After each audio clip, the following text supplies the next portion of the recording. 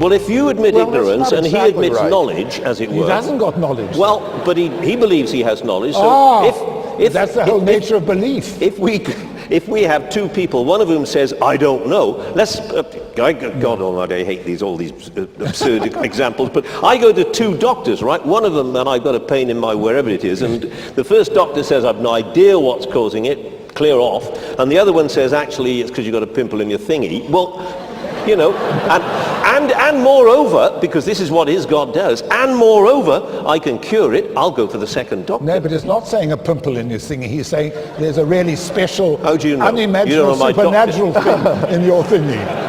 Well, That's see, the problem. You're unwilling to accept the idea of anything that exists beyond nature. Yes. Well, that is begging the question in favor of atheism. That just is presupposing that atheism is true. And that's what the debate's Well, you're about. presupposing that God is true. Oh, no, not at all. I'm giving arguments for God's existence. And what I'm looking for is arguments for atheism. And this isn't, I mean, lots of atheists give arguments for their view. You know, the problem of evil and suffering in the world. Oh, no, that's a terrible argument. Well, that's what I notice that's what Richard Dawkins says too. Dawkins doesn't use that argument, but that is J.L. Mackey of Oxford, he used that argument. Oh, must be a philosopher. Well, it may, Lewis, be a terrible argument, but it's a pretty powerful argument when you're arguing against a Christian God who's supposed to be all merciful, isn't he? You know, what? There's evil and suffering. So you mean we must blame God for all the suffering in the world too? I don't think that. I'm saying that atheists... So who, if not God? Offer arguments for atheism, and this would be an example. The atheist can't get off the hook here. He's making a knowledge claim.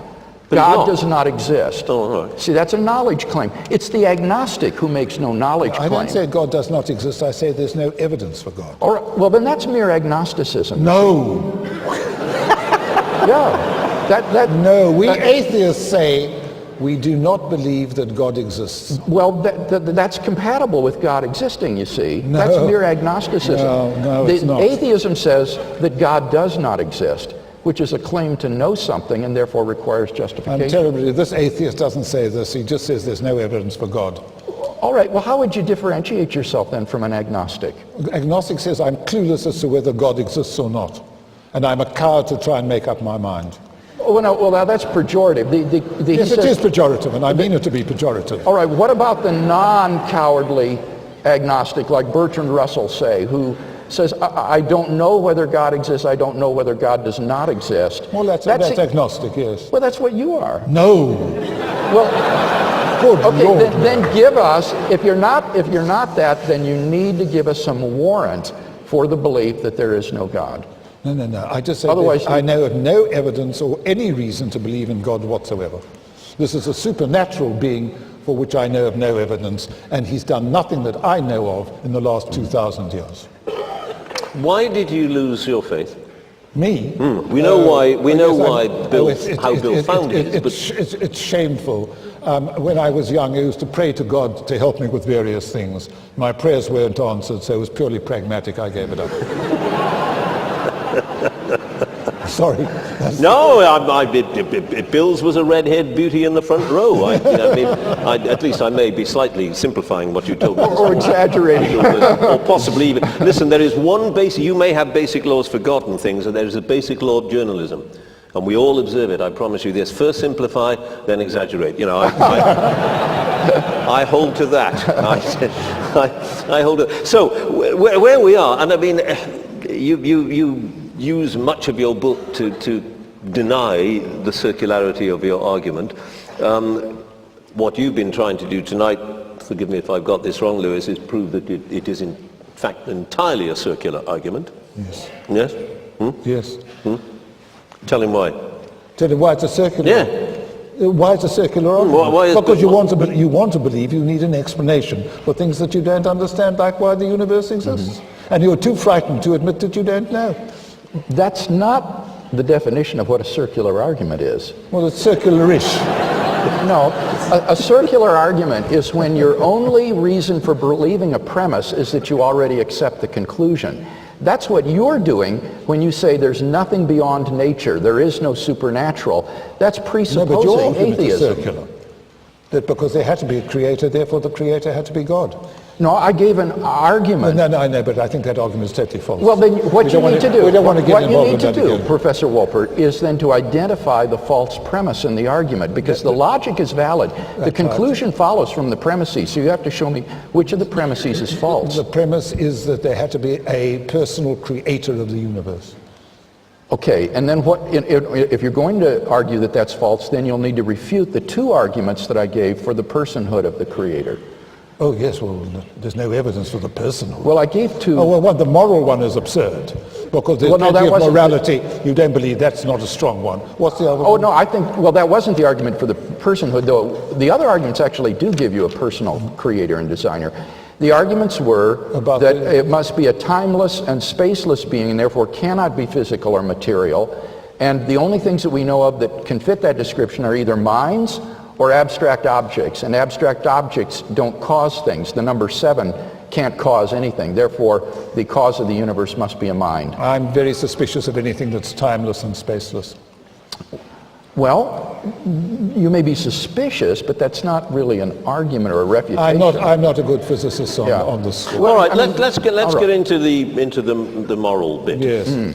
Because you, Lewis, offered us various illustrations, various arguments as to why we can arrive at a moral state. And effectively what you're saying, as I understand it, and you'll tell me I'm wrong, I'm sure, effectively you're saying we do these moral things because over a long enough period we have concluded that they're in our interest to do them. Absolutely. Right. Why do people do those things that are not in their selfish interest but are clearly decent and good? Why do they sacrifice themselves in the cause of something from which they will benefit nothing? We're into the whole thing, about people's behavior, how the brain works, about sociology, about mental illness. There are all sorts of complications. Have you never looked at somebody, have you never met anybody, and it might be a Mandela figure, yes, or it might be a Mother Teresa figure, or it might be an atheist, and said, actually, I don't know this person terribly well, don't know him at all, don't know anything about his medical background, whatever, but he's a good guy, good person, or no, I think good person. No, I don't have to go to those great people. I can go to my partner and my friends and say they're good people. Absolutely you can, and you can say they're good people. Why are they good people? Because they help me a great deal and I like them. Won't quite do in the case of Mandela. Sure. Is that the basis of your moral system, because they help you? And help other people too. Okay. So it's their behavior. There is nothing that you don't then go the extra step and say, why are they doing that? Well, even though it may not be in their best interest to do it. Let's be clear that we don't really understand how people behave or why they behave. He's offering you an explanation. What, by a god? Oh, come on. What about all... Don't shout at me, it was his argument. Sorry, I won't shout again. I can behave badly at times. I'm sorry. Not at all. No, to keep behaving badly. But there are lots of people who are criminals who do all sorts of terrible things, and we don't fully understand why they do all those things. And some, people have breakdowns, they do all sorts of strange things, sure. Could I clarify something about the argument? Because I think this is apt to lead to misunderstanding. My argument is not that belief in God is necessary in order to do good or live a moral life or be a decent chap. The argument has nothing to do about belief in God. The argument is that without God, there isn't any absolute standard of right and wrong, and therefore what we call moral values are just the spin-offs of socio-biological evolution. Altruism, like you mentioned self-sacrificial behavior, a mother rushing into a burning building. No, specifically not a mother to save a child, because there's a perfectly good reason for a mother saving the child. But if you say that, see, then again, you're still misunderstanding my argument. What I was going to say is that on the socio-biological point of view, that kind of altruistic behavior is just the selfish gene wanting to perpetuate itself, and it's the same kind of behavior you see in a troop of baboons, where you see what looks like altruistic behavior, or even in an ant heap, where fighter ants will sacrifice themselves for the good of the heap. And that's got nothing to do with God. That's complex sociology and biology. Oh, so and who imposed the complex biology? Where did that come from? Well, evolution. Right. Yeah, we're back to the old... No, see, that's my argument. That is all that moral values are on atheism, and that therefore, as I say, rape, child abuse. These Yeah, may you be lost socially inconvenient, or Sorry, taboo. as an but they're- atheist, I'm not a rapist. You're misunderstanding my argument. Of course Yes. you're not. Thank You're misunderstanding the argument. I'm not arguing that to be a good person, you have to believe in God. What I'm arguing is that without God, there is no absolute moral values, no absolute moral duties. We are like advanced primates, and what we call moral values are just these ingrained socio-biological patterns. Yes, that's exactly what they are. Okay, so that is your view. I was not sure of that. Well, then you see, when you make these moral judgments yourself, you're acting inconsistently with your own worldview. When you make moral judgments like everyone has the right to believe whatever he wants so long as it doesn't interfere with others. Where does this notion of rights suddenly come from? That's just History and sociology. right, just sociologically ingrained Yes. behavior. So the pedophile or the rapist or the psychopath or the person who wants to be a religiously intolerant persecutor is just acting out of fashion. He's like the person who belches at a meal. No, Hitler wasn't acting out of fashion. He acted in his particular way, which other people objected to. Right, but there wasn't anything morally wrong with what he did, right, on your view? Of course there was.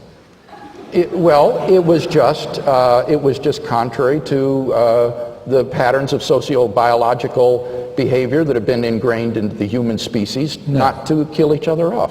Why was what he did objectively wrong? Because it killed many people and made people extremely unhappy. All right, but now that goes on all the time in the animal kingdom, right? No. Killing other animals. No, that does not. Well, when a lion kills a zebra, Oh, well, a lion kills a zebra. Kills it to eat, doesn't What it? about when you kill your turkey? Be careful Yes. with turkeys at the moment. yes. Well, fine, use that example. On atheism, these are all morally neutral acts because there isn't any standard of right and wrong. Sure, there isn't. Sure, there isn't. Sure, there isn't. Okay, so then you agree with me.